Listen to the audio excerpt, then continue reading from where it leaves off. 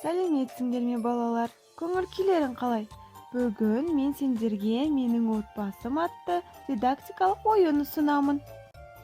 Ойынымыздың мақсаты мына сәулетті, әдемі, биік үйде тұратын отбасы мүшелерін анықтау. Ойынның шарты бойынша қазір мен сендерге бірнеше заттар ұсынамын. Ал сендер болсаңдар, сол заттардың кімге тиесілі екенін анықтау керексіңдер. Сонымен бірге мен сендерге шағын өлең шумақтарын оқып беремін. Айтарым ол ғұлама, көп жасасын бұл адам. Әкесі ол әкенің, білер оны сұраған. Ол кім? Балалар, кәне мұқият ойланып көрейікші. Суреттерге назар аударайық. Дұрыс айтасыңдар балалар, бұл ата.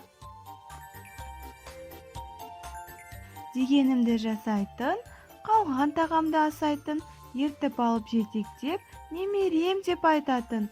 Ол кім балалар? Жарайсыңдар, бұл жолы да дұрыс таптыңдар. Ол әже.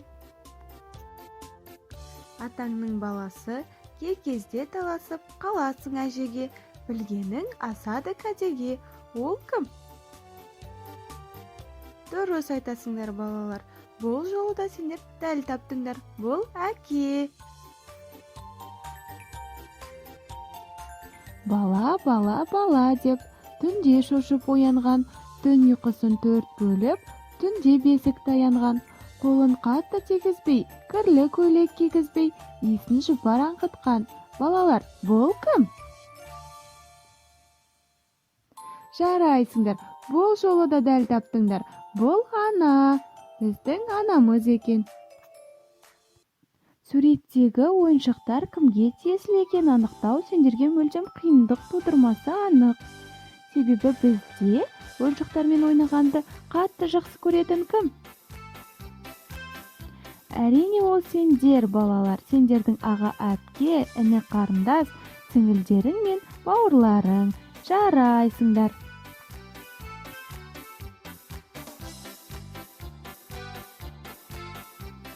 Ендігі кезекте біздің әдемі сәулетті үйімізде тұратын отбасы мүшелерін тағы бір қайталап өтейік. Ол біз балалар, біздің анамыз, әкеміз, атамыз және әжеміз. Осымен біздің менің отбасым атты ойынымыз аяқталды. Көзделген мақсатымызға жете білдік. Сендерге белсенділіктерің үшін алғысым шексіз. Рахмет. Сау болыңдар балалар.